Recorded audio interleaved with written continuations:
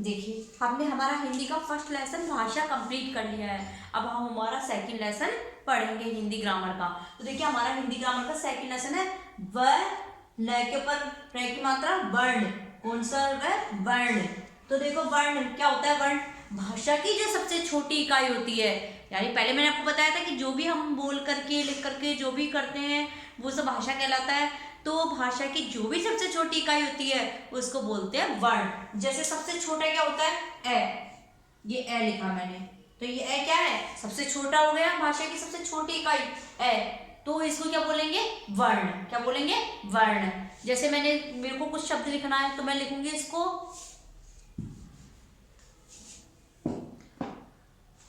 जैसे के लिखना है मुझे, तो कै फिर ए, दोनों मिलकर के क्या हो गया? के। क्या बन गया? के। तो ये क्या हो गई? भाषा की सबसे छोटी इकाई। क्या हो गई? भाषा की सबसे छोटी इकाई ये कै। क्या हो गई? सबसे छोटी इकाई कै। तो इस तरह क्या बनेगा? भाषा की सबसे छोटी इकाई को क्या कहते हैं? वर्ण। क्या कहते हैं भाषा की सबसे छोटी इकाई को? वर्ण। अब देखो, वर्ण किसे कहते हैं? तो किसे कहते हैं? वर्ण। भाषा की सबसे छोटी इकाई को वर्ण कहते हैं। चलो लर्न करो, किसको कहते हैं वर्ण?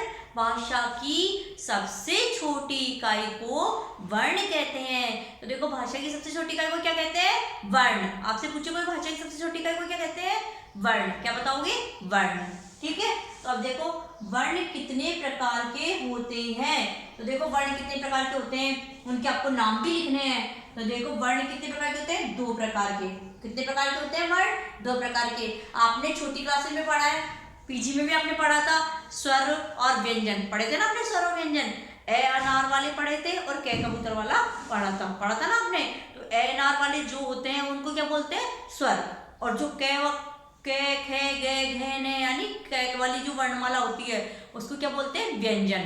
तो आपने पढ़ी थी वर्णमाला, पूरी पढ़ी थी आपने, स्वर और व्यंजन दोनों पढ़े थे आपने पीजी क्लास में। तो जो ए नार वाले हम बोलते हैं उनको तो बोलते हैं स्वर, और जो कै कबूतर वाला हम बोलते हैं उसको बोलते हैं व्यंजन।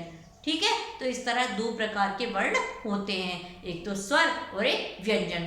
तो जो स्वर होते हैं, जो ए नार होता है हमारा, वो कितने होते हैं? 11। कितने होते हैं? 11। अब आप कहोगे 11 थोड़ी ना होते हैं, वो तो 13 होते हैं। उसमें अंग से अंगूर और ए वो भी आता है ना। तो वो दोनों इसमें शामिल नहीं होते हैं हिंदी में।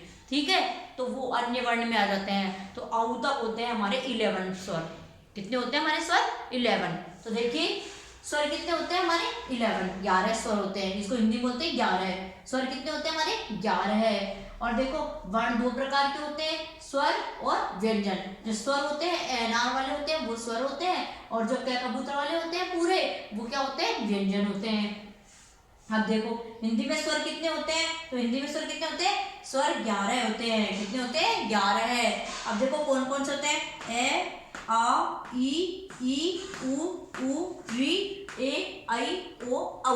ये सारे कितने हैं? 11। आप काउंट करके देख लो कितने हैं हमारे ये स्वर? 11। कितने हैं? 11। तो स्वर कितने होते हैं? 11 यानी 11 है। और कौन कौन से होते हैं ये आपको सामने मैंने राइट कर दिए हैं, ये आपको लर्न करने हैं कितने होते हैं स्वर वर्ण। तो देखो, आपको सबसे पहले डेफिनेशन लिखनी है, वर्ण किसे कहते हैं इसकी परिभाषा लिखनी है। फिर वर्ण कितने प्रकार के होते हैं वो आपको राइट करना है अपनी नोटबुक में, और हिंदी में स्वर कितने होते हैं वो आपको लिखना है अपनी नोटबुक में। ये आपको अपनी नोटबुक में राइट करने हैं और उसके बाद लर्न करने हैं। अब हम पढ़ेंगे व्यंजन। व्यंजन कितने प्रकार के होते हैं और कौन कौन से होते हैं।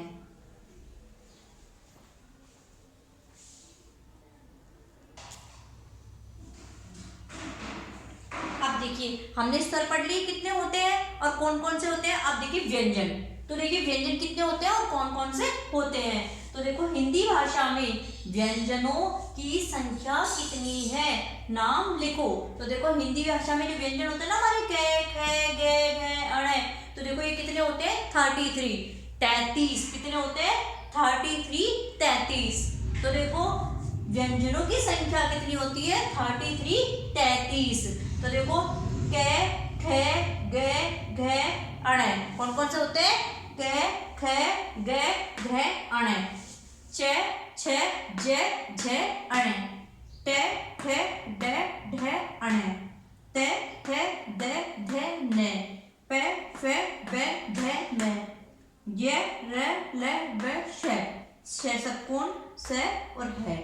देखो ये सब कितने होते हैं 33। अब आप कहोगे कि मैंने इसमें क्षत्रिय, त्रिशूल, यज्ञानी ये तो लिखे ही नहीं है। तो देखो ये क्या होते हैं हमारे मूल रूप से कितने होते हैं व्यंजन 33 इतने ही होते हैं। और जो क्षत्रिय, त्रिशूल और यज्ञानी ये जो लिखते हैं हम उसको क्या होते हैं वो मिलाकर लिखे जाते हैं, वो संयुक्त व्यंजन होते हैं। कौन से होते हैं वो संयुक्त व्यंजन। यानी हमने जो क्षत्रिय मान लो हमको क्षत्रिय लिखना है तो हम क्षत्रिय किससे मिलकर बनना, तो क्षत्रिय कै कबूतर और षटकोण से मिलकर के कै कबूतर बनता है। तो इसलिए इसको क्या बोलते हैं संयुक्त व्यंजन। क्या बोलते हैं संयुक्त व्यंजन।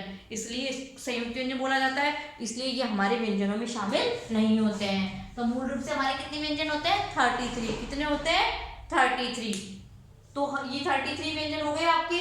आप ये अपनी नोटबुक में लर्न राइट कर लीजिए और फिर इसको लर्न कीजिए। तो आई होप सबको समझ में आ गए होंगे व्यंजन और स्वर क्या होते हैं और भाषा किसे कहते हैं, वर्ण किसे कहते हैं, ये सब सबको समझ में आ गया होगा। तो आप अपनी नोटबुक में राइट कर लीजिए और फिर लर्न कीजिए।